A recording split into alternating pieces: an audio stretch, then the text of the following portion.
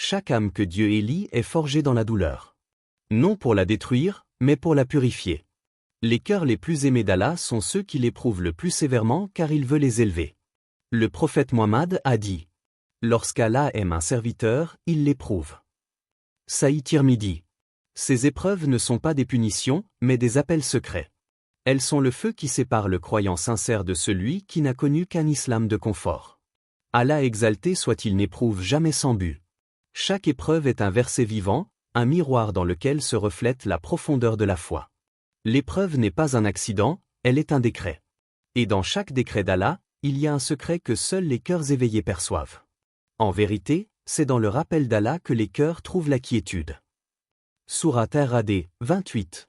Cette parole est un océan. Elle ne se lit pas, elle se traverse. Le cœur agité par la peur, la colère ou la perte ne trouvera jamais le repos dans le monde car le monde est instable, changeant, trompeur. Mais celui qui revient à Allah, qui se souvient, qui prononce son nom dans le silence de sa peine, découvre que le dhikr n'est pas une simple parole, c'est un abri. L'épreuve n'est donc pas le contraire de la paix. C'est souvent à travers elle que la paix descend. Les plus grandes tempêtes sont parfois les moyens qu'Allah utilise pour te forcer à lever les yeux vers lui. Quand tout se brise, quand l'espoir s'effrite, quand le monde se détourne, Allah reste. Et c'est là que commence la vraie foi.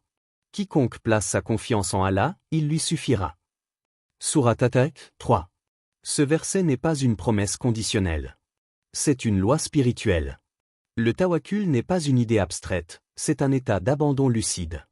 Il ne signifie pas fuir la responsabilité, ni nier la douleur, mais reconnaître que tout ce qui arrive, la perte, la blessure, la peur vient d'une main qui ne se trompe jamais. Ibn Taymiyyah disait: l'homme libre est celui dont le cœur ne dépend que d'Allah, même s'il est captif entre les murs du monde. L'épreuve, dans sa forme la plus pure, libère. Elle coupe les attaches, brûle les illusions, nettoie l'âme de ce qu'elle croyait posséder. Ce n'est pas une destruction, c'est une purification. Regarde les prophètes. Aucun n'a été épargné. Nu prêchait dans le rejet. Ibrahim fut jeté dans le feu. Moussa fut confronté à la mer et à la tyrannie. Youssouf connut la trahison, la prison, la solitude. Et Muhammad, le plus aimé d'Allah, connut la pauvreté, la perte, la guerre et la douleur du rejet. Ce n'était pas un signe de délaissement. C'était un signe d'élection. Car Allah élève ses bien-aimés par le poids de ce qu'ils portent. Et quand il t'éprouve, ce n'est pas pour te faire tomber, mais pour te faire plier devant lui. Ibn Qayyim a dit: l'épreuve est une invitation d'Allah à revenir à lui, avant que la négligence ne te détruise. Alors, quand la difficulté te frappe, demande-toi: n'est-ce pas ton cœur qu'Allah tente de réveiller? N'est-ce pas ta langue qu'il veut purifier pour qu'elle prononce davantage son nom? L'homme qui comprend cela cesse de se plaindre. Il pleure, oui, mais avec sens. Ses larmes deviennent un langage de soumission, un dhikr liquide. Chaque souffle douloureux devient une invocation cachée: Ya Allah, je n'ai personne d'autre que toi. Et Allah répond toujours, pas toujours par la délivrance immédiate, mais par une lumière dans le cœur, une certitude qui remplace la peur. Al-Ghazali disait: l'épreuve est un voile qui, une fois soulevé, révèle la beauté du décret. Quand tu comprends cela, tu vois que la douleur n'est pas ton ennemi. Elle est ton professeur. Elle t'apprend à ne plus t'appuyer sur ce qui chancelle. Elle t'apprend la constance dans le rappel, la profondeur dans la prière, et la sincérité dans le silence. Allah ne cherche pas la perfection de tes actions, il cherche la pureté de ton intention au milieu de ta tempête. Et parfois, il te prive du monde pour t'offrir la proximité. C'est pourquoi les cœurs endurcis ne comprennent pas l'épreuve. Ils la voient comme un châtiment, alors qu'elle est une miséricorde déguisée. Un rappel sévère, oui, mais juste. Un signe que ton âme est encore digne d'être façonnée. Le Coran ne dit pas: Allah aime ceux qui ne souffrent pas. Il dit: Allah aime les endurants. Sourate Al-Baqarah, 153. Et dans cette endurance se cache le secret de la quiétude, non pas l'absence de douleur, mais la présence d'Allah dans la douleur. Car quand le croyant tombe à genoux, ce n'est pas parce qu'il est faible. C'est parce qu'il a compris que c'est la meilleure position pour se relever. Et ce relèvement n'est pas visible aux yeux des hommes. C'est une élévation intérieure, invisible, mais ressentie dans chaque battement du cœur. As-tu dompté ton ego, ou est-ce lui qui te domine? Cette question, aucun miroir ne peut y répondre à ta place. Elle ne se pose pas avec la langue, elle se pose dans le silence du cœur, là où les masques tombent. Le cœur humain est un champ de bataille. Chaque jour, le bien et le mal y livrent une guerre silencieuse. La foi y entre comme une lumière, le doute comme une ombre. Et ton rôle, c'est de savoir qui tu nourris le plus. Les blessures de l'âme sont des lettres qu'Allah envoie à ses serviteurs. Ibn Qayyim al-Jawziyya. Cette phrase contient tout un monde. Chaque douleur, chaque vide, chaque perte n'est pas une punition, mais une correspondance divine. Allah t'écrit à travers ce que tu ressens. Mais seuls les cœurs éveillés savent lire ces lettres. Tu t'es déjà demandé pourquoi certaines douleurs persistent? Pourquoi, malgré les prières, les efforts, les promesses, la paix ne vient pas toujours? Peut-être parce que ton cœur n'a pas encore compris le message. Peut-être parce que tu cherches à effacer la douleur, au lieu d'écouter ce qu'elle veut t'enseigner. Le cœur est le siège de la vérité. C'est là que la foi s'enracine ou s'effrite. C'est là que le dhikr agit comme un baume ou reste sans effet. Et c'est là que la bataille contre le naf, l'ego, l'orgueil, la colère, la peur se gagne ou se perd. Le prophète a dit: il y a dans le corps un morceau de chair, s'il est sain, tout le corps l'est, s'il est corrompu, tout le corps l'est. Et c'est le cœur. Sahih Bukhari, Sahih Muslim. Ce hadith n'est pas une métaphore. C'est un avertissement. Car le cœur n'est pas qu'un organe, c'est le trône de ton âme. Quand il est malade, tout en toi chancelle tes pensées, tes intentions, tes prières. Et quand il est pur, tout devient clair. Même la douleur. Si Allah t'appelait aujourd'hui, que trouverait-il dans ton cœur? La foi? La rancune? Ou le vide? Cette question transperce le voile de la distraction. Elle ne demande pas une réponse rapide, mais un silence lucide. Car il y a une différence entre dire qu'on croit en Allah et vivre avec un cœur qui se soumet à lui. Le premier parle, le second se tait et agit. L'introspection du cœur commence par la sincérité. Pas la sincérité affichée, mais celle qu'Allah seul voit, celle qui existe quand tu pries dans le noir, quand tu pleures sans que personne ne sache pourquoi, quand tu luttes contre toi-même en secret. C'est là, dans cette solitude, que ton cœur se révèle. Ibn Taymiyya disait: le vrai prisonnier est celui dont le cœur est éloigné d'Allah. Tu peux vivre libre, entouré, aimé et pourtant être captif de ton ego. Car le naf ne se nourrit pas de chaînes, mais de désirs et de distractions. Il s'accroche à ce qui brille et te détourne de ce qui est clair. Il te murmure: demain tu changeras. Mais demain ne vient jamais pour celui qui dort dans la négligence. L'introspection, c'est cette décision de t'arrêter. De regarder en toi, sans excuse, sans masque. De reconnaître que le mal ne vient pas toujours des autres, mais souvent du désordre intérieur que tu refuses d'affronter. Al-Ghazali disait: celui qui se connaît lui-même connaît son Seigneur. Connaître ton Seigneur, c'est d'abord comprendre ton propre chaos. Car Allah t'a donné un cœur pour qu'il soit un instrument de connaissance, pas une cage de passion. Chaque colère que tu laisses régner, chaque rancune que tu nourris, chaque regard plein d'orgueil que tu crois anodin, étouffe un peu de cette lumière qui te relie à lui. Alors, avant de juger le monde, regarde ton cœur. Est-il vivant? Ou seulement en mouvement? Ibn Qayyim disait: le cœur qui ne pleure pas devant Allah pleurera devant le monde. Combien pleurent pour les pertes matérielles, mais restent secs devant le rappel d'Allah? Combien ressentent de la peur pour leur réputation, mais aucune crainte pour leur âme? L'introspection est une douleur noble. Elle ne détruit pas, elle éveille. Elle t'apprend à voir ce que les yeux ne voient pas, les maladies invisibles de ton intérieur, la jalousie, la rancune, la fierté, le désespoir, l'oubli. Ces poisons, Allah t'invite à les guérir non par la fuite, mais par le retour à lui. Car le cœur ne se nettoie pas avec le temps, mais avec la présence. Et la présence, c'est le dhikr. En vérité, c'est dans le rappel d'Allah que les cœurs trouvent la quiétude. Sourate Ar-Ra'd, 28. Chaque fois que tu prononces Subhan Allah, Alhamdulillah, Allahu Akbar, tu n'ajoutes pas seulement des mots à ton bilan, tu frappes aux portes de ton propre cœur. Et peu à peu, elles s'ouvrent. Ne fuis plus ton épreuve. Lis-la. Comprends-la. Elle est le langage qu'Allah utilise pour te parler. Et si tu apprends à écouter, tu découvriras que même le silence de ton cœur est un verset. Dans les premiers temps de l'islam, il existait des hommes dont les cœurs étaient plus éveillés que nos yeux. Leur foi ne se limitait pas à des paroles, elle transpirait dans leurs larmes, dans leur silence, dans leur combat contre eux-mêmes. Ils n'étaient pas faits d'une autre chair, mais d'une autre conscience. Umar ibn al-Khattab, le colosse de la justice, l'homme que les démons fuyaient sur son chemin, pleurait souvent, seul dans l'obscurité. Non pas de peur de l'enfer, mais de peur d'un cœur devenu insensible. Il disait: je crains que mon cœur ne meure avant mon corps. Cette phrase résonne à travers les siècles comme un tonnerre silencieux. Car Umar, malgré sa puissance et sa droiture, savait que la vraie ruine n'est pas la pauvreté ni la défaite mais le cœur durci par l'orgueil et l'habitude. Son autorité n'était pas faite de domination, mais de lucidité. Quand il voyait un homme orgueilleux, il baissait les yeux et murmurait. Celui-là me ressemble avant qu'Allah ne m'ait guidé. Cette conscience de soi était sa vraie force. Abu Bakr as-Siddiq, le plus doux des compagnons, était un homme dont la foi tremblait comme une flamme protégée dans la nuit. On disait qu'il pleurait souvent à la simple récitation du Coran. Quand il se tenait pour prier, sa voix se brisait avant la première sourate. Certains pensaient que c'était la faiblesse, c'était en réalité la reconnaissance de la grandeur d'Allah. Il tremblait à l'idée d'un cœur distrait pendant la prière. Pas par crainte de perdre sa réputation, mais parce qu'il savait que chaque distraction dans la sala était une distance entre lui et celui qu'il aimait. Pour Abu Bakr, prier sans présence, c'était parler sans amour. Le prophète disait de lui, « Abu Bakr a sur moi la supériorité que la lune a sur les étoiles. » Sunan ibn Majah. Ce n'était pas son intelligence qui le distinguait, ni ses conquêtes, mais la sincérité invisible de son cœur. C'est cette sincérité qui faisait trembler sa voix et illuminer son visage.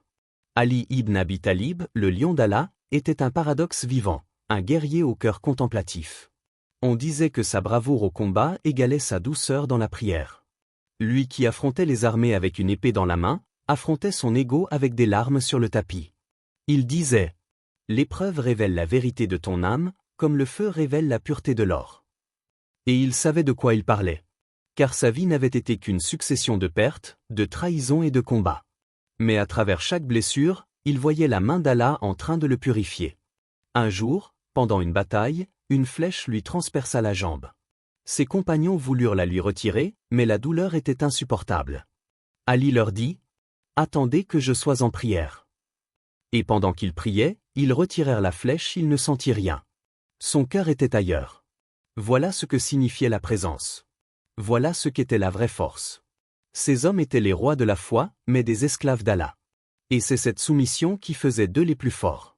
Car ils savaient que la vraie puissance ne vient pas de la domination des autres, mais de la maîtrise de soi. Le fort n'est pas celui qui terrasse les gens, mais celui qui se maîtrise lorsqu'il est en colère. Sahih Bukhari, Sahih Muslim. Ils avaient compris que la colère est une flamme, et que l'ego est le bois qui l'alimente. Ils ne cherchaient pas à éteindre le feu du monde, mais celui qui brûlait à l'intérieur. Uthman ibn Affan, l'homme du Coran, était connu pour sa pudeur. On disait que même les anges avaient honte devant lui. Il récitait le livre d'Allah en pleurant, et disait « Si nos cœurs étaient purs, nous ne nous lasserions jamais du Coran. » Il vivait dans la richesse, mais son cœur était détaché du monde. Car pour lui, la dunya n'était qu'un voile, on la traverse, mais on n'y réside pas. Ces anciens n'avaient pas besoin de longues paroles pour enseigner. Leur silence, leur regard, leur attitude étaient déjà un rappel. Chaque geste était un acte de foi, chaque mot pesé, chaque souffle un dhikr. Ils ne cherchaient pas la perfection apparente, mais la sincérité invisible. Ils vivaient avec cette conscience constante, Allah voit. Allah entend. Allah sait.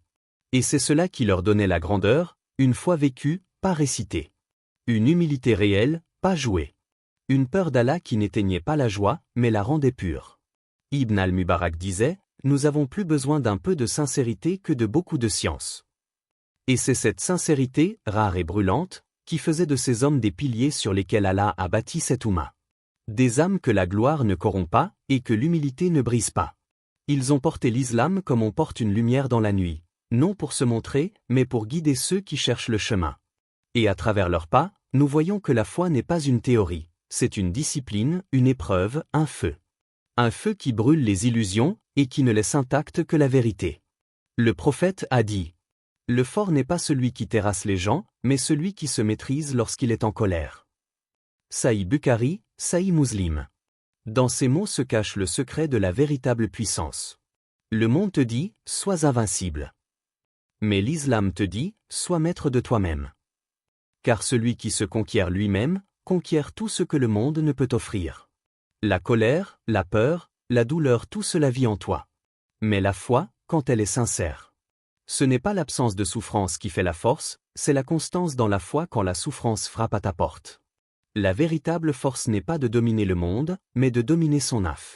De rester debout dans la douleur et de dire, avec un cœur qui tremble mais qui ne rompt pas, Allah me suffit, et quel excellent garant. Hasbunallahu wa nima al-wakil. Sourate Al-Imran, 173. Ces mots ne sont pas une simple récitation. Ce sont les chaînes que tu brises, les murs que tu traverses, les tempêtes que tu apprivoises. C'est le cri silencieux de celui qui a tout perdu, mais qui n'a jamais perdu sa foi. L'endurance du croyant n'est pas froide ni résignée. Elle est habitée. C'est une endurance qui sait pleurer sans se plaindre, qui sait tomber sans se briser, et qui, dans le silence, trouve encore la voie du dhikr. Quand Allah éprouve, ce n'est jamais au hasard. Il connaît ton seuil, il connaît ta force, il connaît les battements secrets de ton cœur. Et s'il t'a confié cette douleur, c'est qu'elle porte un message que seule ton âme peut entendre. Alors, au cœur de ton épreuve, ne demande pas « Pourquoi moi ?» Dis « C'est à travers moi qu'Allah veut se manifester ». Ces mots sont le tournant du croyant, le moment où la plainte devient compréhension, où la peur devient adoration. L'âme endurante ne vit pas dans le déni, elle vit dans la lucidité. Elle sait que l'épreuve n'est pas une punition, mais une conversation divine, un dialogue entre le Créateur et sa créature. Chaque larme devient une prière. Chaque silence, une réponse. Chaque respiration douloureuse est une preuve de foi. Ibn Qayyim disait, « Quand Allah t'éprouve, ce n'est pas pour te briser, mais pour que tu le retrouves là où tu l'avais oublié. » Cette phrase brûle doucement dans le cœur. Car combien de fois Allah a dû retirer une chose à laquelle tu tenais, pour te rappeler que tu n'avais besoin que de lui? Combien de fois la perte t'a-t-elle ramené à la prosternation? Combien de fois la solitude a-t-elle ouvert en toi une porte que la compagnie avait fermée? La foi ne s'éprouve pas dans la facilité, mais dans l'obscurité. C'est dans la nuit de l'âme que brille la lumière du sabre. Et cette lumière, rien ni personne ne peut l'éteindre. Ô vous qui croyez! Cherchez secours dans la patience et la prière, car Allah est avec les endurants. Sourate Al-Baqarah, 153. Cette proximité, Allah est avec eux, est la récompense la plus haute. Pas le succès, pas la délivrance, mais la présence. Quand Allah est avec toi, la douleur n'est plus une ennemie, elle devient une compagne de voyage. Elle te tient debout quand tout fléchit. Elle te rappelle que ton refuge n'est pas ce monde, mais celui qui l'a créé. Al-Ghazali disait, « Le sabre est un sabre, celui qui le manie tranche les voiles de l'illusion. » L'endurance n'est donc pas une simple vertu morale, c'est une arme spirituelle. Elle tranche le désespoir, elle fend l'orgueil, elle libère du besoin de contrôle. Et dans ce dépouillement, l'âme retrouve sa noblesse, la khushu, l'humilité du cœur devant la grandeur d'Allah. La patience, c'est la prière du silence. C'est ce moment où tu n'as plus de mots, mais où ton cœur continue de prononcer « Ya Allah ». Encore et encore, jusqu'à ce que ton souffle devienne dhikr et ton douleur, adoration. Alors, sois endurant, non parce que tu es fort, mais parce qu'Allah t'a choisi pour porter quelque chose de précieux. Chaque âme éprouvée est une preuve vivante que Dieu enseigne encore à travers les blessures. Et dans le secret de ta solitude, souviens-toi, si tu tiens encore, c'est qu'Allah te soutient. Si tu avances encore, c'est qu'il te guide. Et si tu ressens encore la douleur, c'est que ton cœur n'est pas mort. Ibn Athaïla disait, quand Allah te fait traverser une épreuve, c'est qu'il veut t'entendre l'appeler. Appelle-le, alors. Pas avec les mots appris, mais avec la sincérité du cœur épuisé. Dis simplement, « Ya Allah, toi seul me suffit. » Et dans cette phrase, tout le monde disparaît, tout le bruit s'efface, et il ne reste que la paix. Une paix qui ne dépend plus des circonstances, mais de la certitude. Une paix que rien ne peut ôter, car elle ne vient pas du monde, elle vient de celui qui l'a créée. Le croyant n'est jamais brisé. Il est seulement en train d'être façonné. Comme le fer devient épais, le cœur devient lumière sous la main du Très-Haut. Celui qui croit en Allah et au jour dernier, qu'il dise du bien ou qu'il se taise. Sahih Bukhari. Et souviens-toi, chaque épreuve est un verset vivant. Chaque larme, un dhikr silencieux. Et chaque douleur, une porte vers Allah.